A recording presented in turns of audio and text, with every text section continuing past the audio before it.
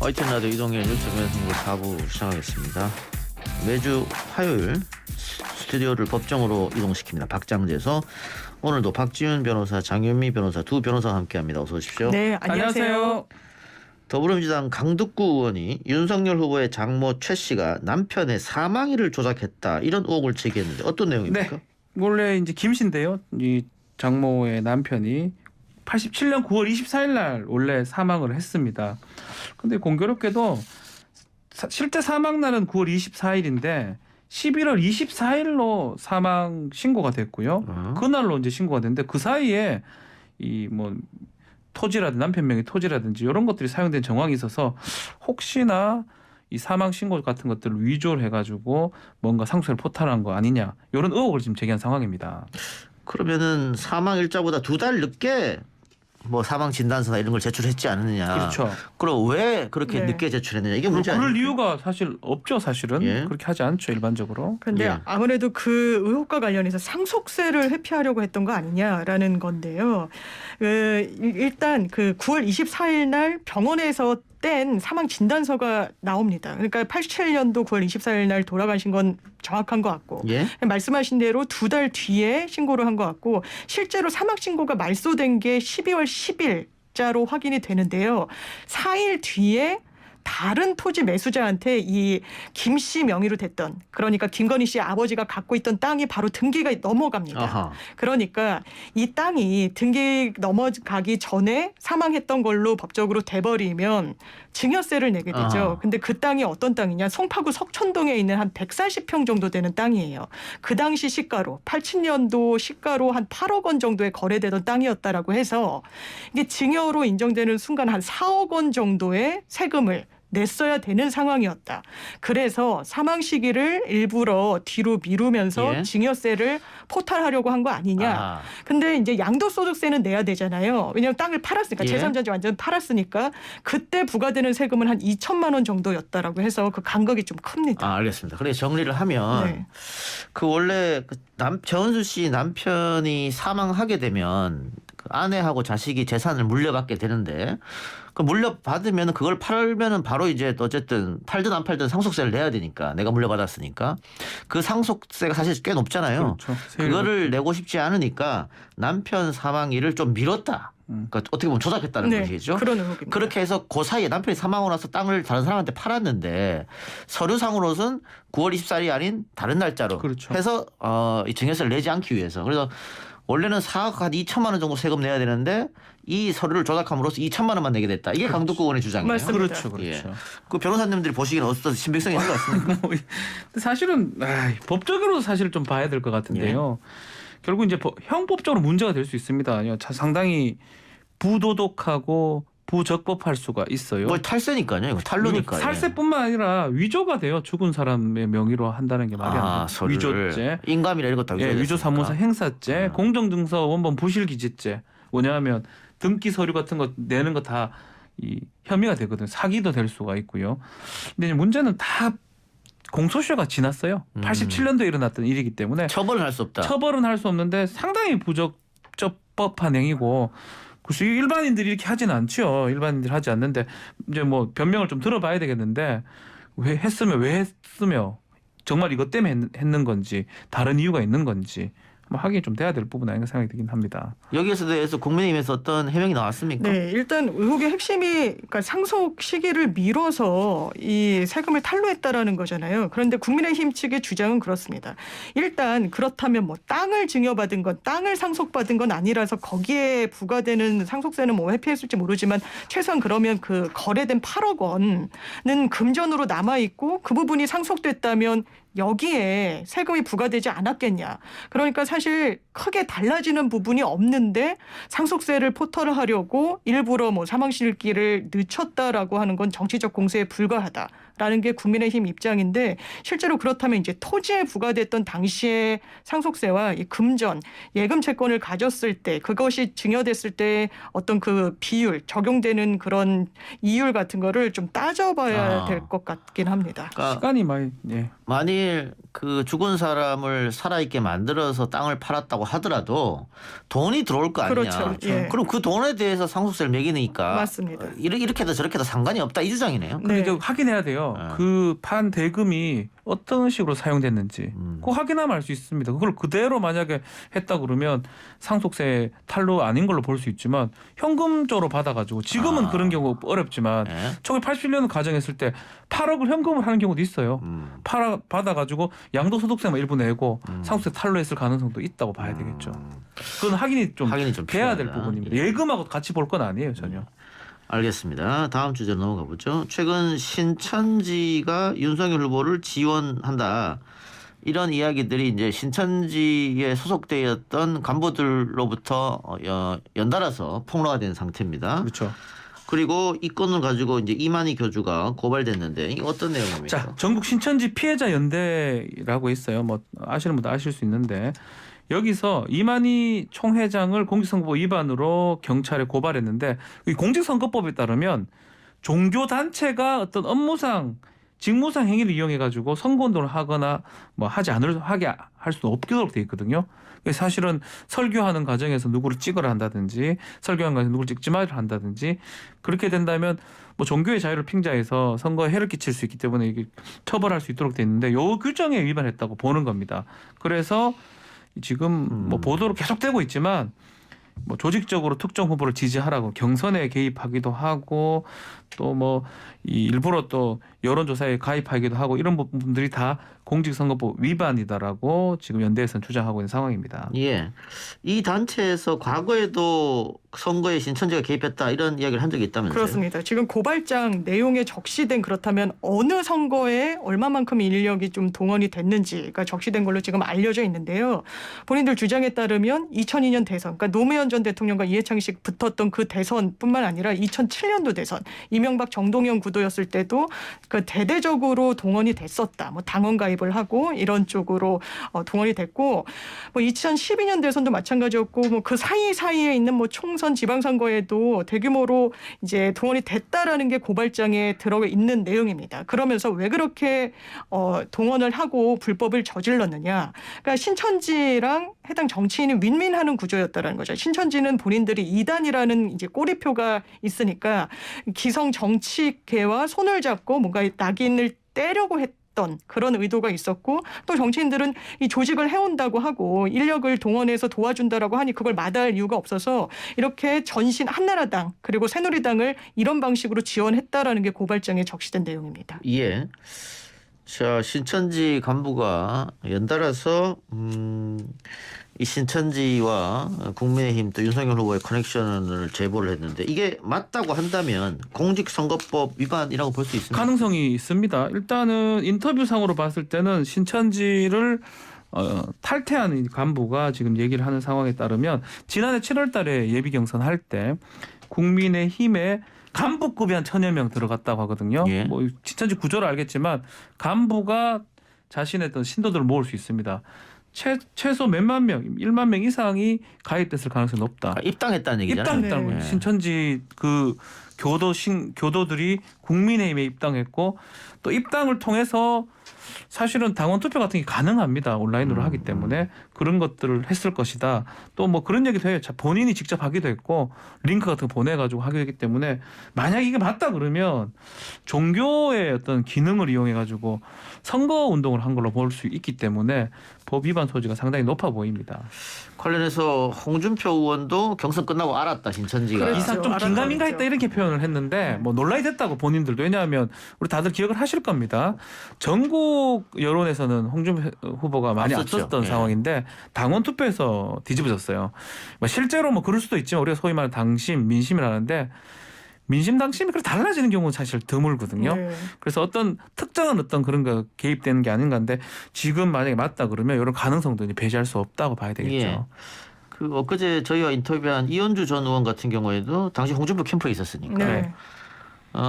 캠프 내에서 그런 이야기가 있었다. 설왕설래했다라고 벌써 네. 얘기했거든요. 그러면 경선이 한창인 때도 홍준표 캠프에서 뭔가 의심하고 있었다. 그러니까요. 이렇게 보이네요. 예, 홍준표 전 대표 같은 경우에도 경선 직후에 좀 인지는 했는데 이미 엎질러진 물이라서 뭐 공식적으로 문제 제기를 하거나 한 건 아니고 다만 그 당시에 경선 과정에서 왜 당원들이 윤석열이라는 이제 당과는 같이 뭐 스킨십을 가지지 못했던 정치인을 선택했을까?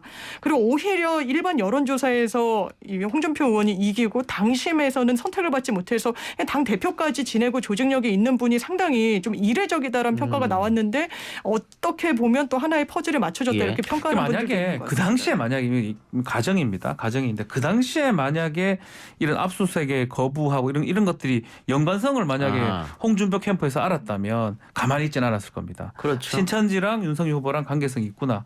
가만히 있으면 안 되는. 왜냐하면 이렇게 바꿀 수 있는 조직 자체는 사실은 이런 종교 조직밖에 없는 거거든요. 그러니까 지금 경선이 끝나고 난 뒤에 이제 건진 법사라는 네. 사람이 윤석열 후보 총장이죠 당시는 그렇죠. 총장이 신천지 압수수색에 대해서 물어서 네. 같은 영매니까 건들면 안 그 된다. 뒤에 나왔던 보도들이 네. 그렇게 얘기했다는 한참 뒤에. 거잖아요. 네. 뭐 윤석열 후보 측은 그런 이야기를 한 적이 없다라고 지금 하고 네. 있습니다만은 어쨌든 지난 2차 TV 토론 때 이재명 후보 측에서 이거를 공략했어요. 네.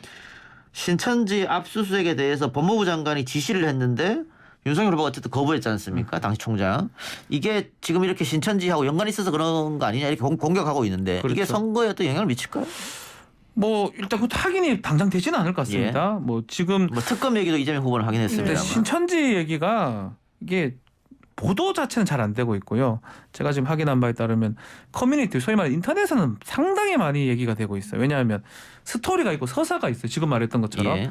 그러다 보니까 어떤 사람들이 글을 쓰고 나누는 건 많은데 팩트 확인은 사실 잘 안 되기 때문에 지금 내용 정도밖에 확인이 안 되고 있어요. 선거 기간이 뭐 그렇게 길지 않기 때문에 그 사이에 뭔가 팩트 확인이 되기는 좀 어렵지 않나 저는 근데 개인적으로 생각합니다. 장물에서 어떻게 네. 보세요? 이게 어쨌든 특히 이제 개신교도들에게 신천지는 상당히 좀 네. 굉장히 껄끄러운 주지 않습니까? 그렇죠. 이게 영향을 어떻게 미칠 것 같습니까? 어떻게 보입니까? 저는 일단 신천지에 대해서 국민들이 어떻게 바라보고 있는지 특히 굉장히 많은 유권자 중에 표를 차지하고 있는 개신교에서 어떻게 바라보고 있는지가 당연히 이 대선 후보를 선택하는데도 어느 정도 영향은 줄 거라고 생각하고 지금 윤석열 후보 측에서는 윤석열 후보 본인이 그 TV 토론회에서 추미애 전 장관이 이른바 압수수색 그 명령을 내리는 쇼를 했다라고 폄훼하면서 보건복지부의 그 고위 뭐 차관이 압수수색을 하면 오히려 더 숨어들 수 있으니까 하지 말아라라고 했는데 추미애 전 장관 이야기는 일단은 다릅니다.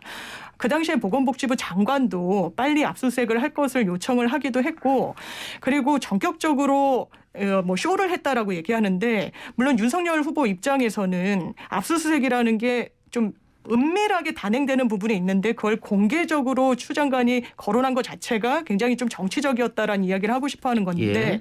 그 당시에 신천지는 어느 누구라도 압수수색의 대상자가 될 거라는 거는 예측이 가능한 상황이었는데 그 시기만이 좀 문제되던 때라서 이 추 전 장관이 그냥 정치적인 쇼로 이렇게 명령을 내렸다라고 보기는 조금 어려운 측면도 있고 아마 영매 이런 부분을 거론한 것과 관련해서는 당연히 아니라고 하고 사실 확인도 어렵겠지만 이런 정황들을 좀 종합해서 아마 국민들도 평가하지 않을까라는 생각이 듭니다.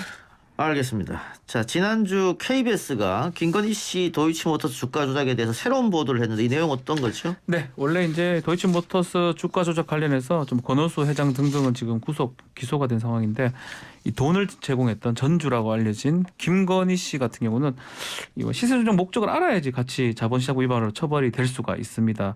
근데 이제 사실 이전에 윤석열 후보가 해명하기로는 2010년 1월부터 5월 정도까지만 있었고 그 후로는 계좌 거래를 하지 않았기 때문에 당연히 알 수 없었다라고 하고 손해를 봤다고 했는데 2010년 5월 이후로는 주식 거래를 하지 않았다. 않았다고 해명을 했는데 KBS가 단독으로 보도를 했던 게 2010년 10월부터 2011년 3월까지 다시 확인해 보니까 40여 차례 이상 계좌 거래를 했고요. 그걸 통해서 수익 자체가 50억이 넘을 수 있다라고 보도를 했는데 뭐 그 중에는 그 계좌 거래 중에는 우리 소위 말하는 통정 거래라고 얘기를 합니다. 장모랑 둘이 사고 파는 모습, 어허. 내가 팔면 자기가 사주고 그래서 주가를 부양하는 방식이죠.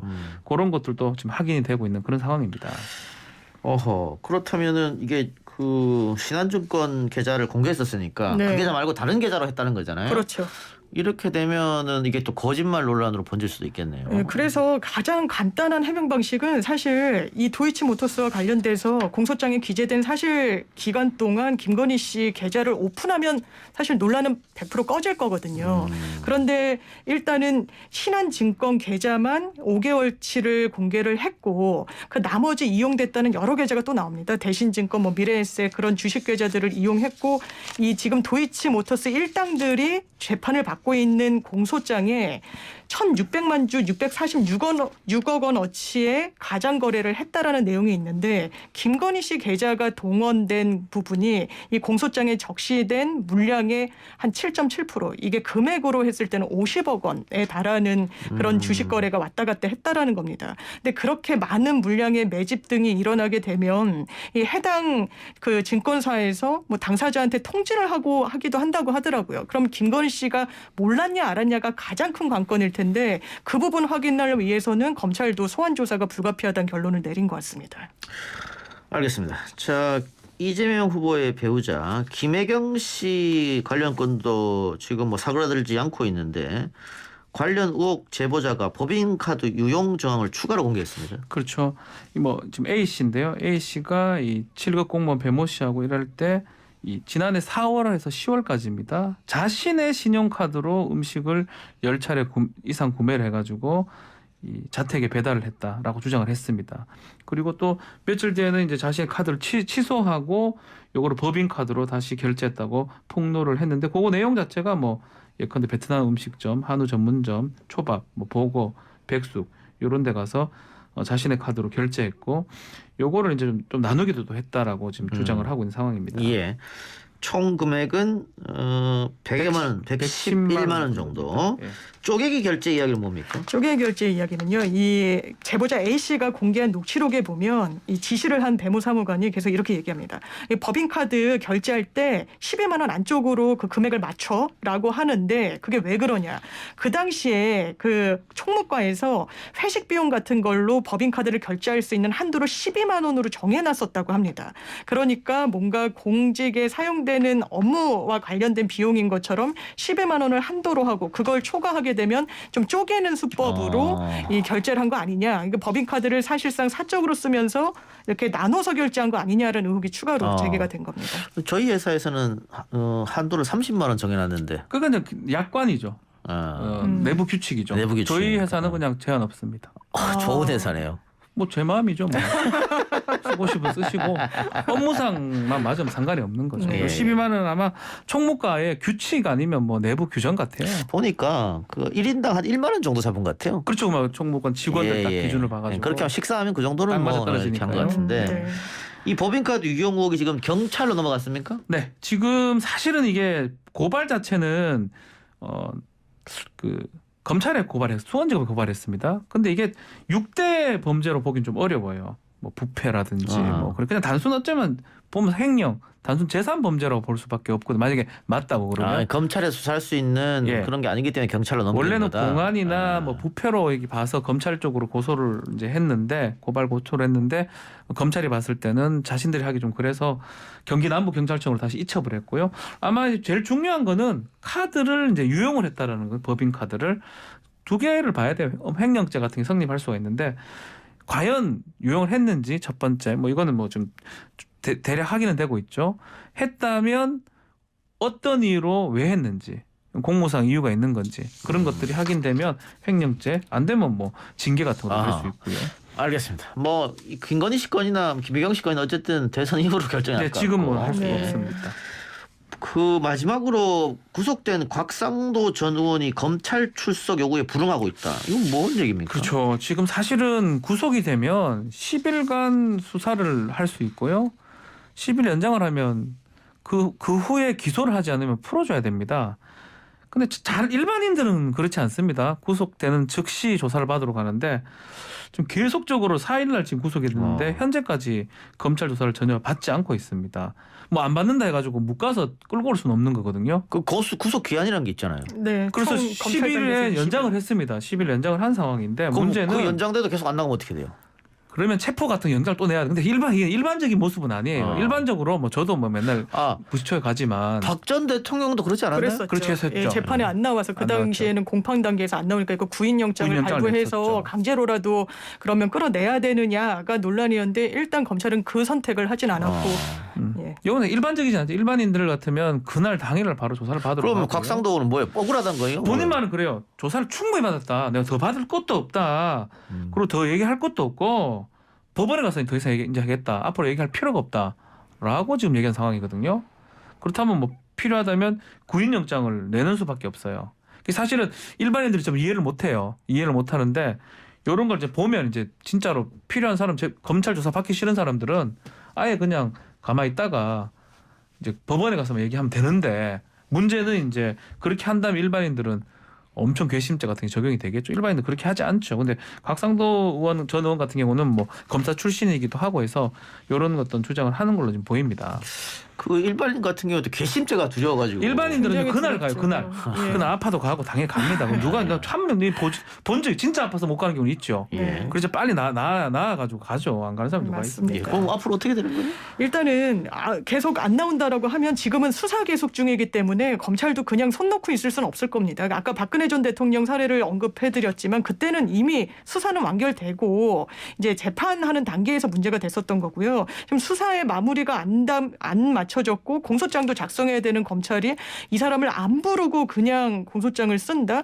이 수사의 공백을 메우기 위해서라도 구인영장 좀 신청해가지고 법원 통해서 발부 받아서 강제로 수사를 할 겁니다. 근데 문제는 그렇다면 강제로 소환을 했다. 그 이후에 수사에 협력할 것인가를 또 검찰이 고민하고 있다라고 합니다. 왜냐하면 진술거부권을 행사하면서 질문에도 아무 대답을 하지 않고 묵묵부답으로 일관하면 그것이 또 검찰 조사에는 플러스가 되지 않기 때문인데 그렇다고 하더라도 질문에 대해서 부답한 부분까지 남기는 조서를 검찰로서는 안 만들 수가 없을 겁니다. 그냥 묵묵부답하다 이렇게 갈라치고 네. 계속 하거든요. 그 조서라도 남겨야 됩니다. 뭐 사실은 아마 답변하지 않을 것 같아요. 지금 태도 봤을 때는 알겠습니다. 이해하기 어렵네요.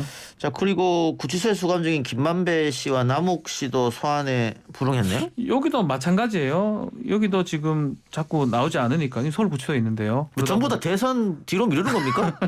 그러니까 거의 뭐 대선 주자급의 어떤 여기도 이제 체포영장을 발부 받아서 구치소에서 신병을 닫고 마찬가지입니다. 우리 일반으로 구치소에 가면 막 못 가서 데리고 올 수 있을 거라 생각하는데 그렇지 않아요. 듣고 있는 청취자분들 또 알아두시면 좋아요. 아니 우리 청취자분들 가시면 안 되죠. 하시면 안 되는데 이런 법률적 지식도 있는 사람 자꾸 활용을 하잖아요. 이게 평등한 겁니까? 예. 과연 이렇게 된 게 맞습니까 이게? 몸이 안 좋아서 안 갈 수는 있고요. 뭐 양심적인 그런 게 있으면 모르겠는데 이렇게 그냥 안 가는 게 말이 됩니까? 그래서 제가 드리는 말씀입니다. 예. 어쨌든 곽상도, 김만배, 남욱 다 구치소에 수감 중이면서도 검찰 조사에 응하지 않는다. 양 이해가 안 되는 상황인데 다들 뭐 대통령 선거 뒤로만 생각하고 있는 것 그런 것 같습니다. 같아요. 그러니까요. 예. 알겠습니다. 뭐 김건희 씨도 결국은 김건희 대통령 씨도 뒤로 마찬가지입니다. 예. 소환한다고 했는데 안 가고 있고요. 대선 이후에 간다고 합니다. 법 앞에 만인이 평등하다고 했습니다마는 노회찬 전 의원 말처럼 10,000명만 평등한 게 아니냐 이런 생각도 듭니다. 오늘 두 분 말씀 여기서 마무리하죠. 지금까지 박지훈 변호사, 장현미 변호사 두 분과 함께했습니다. 고맙습니다. 네, 감사합니다. 감사합니다.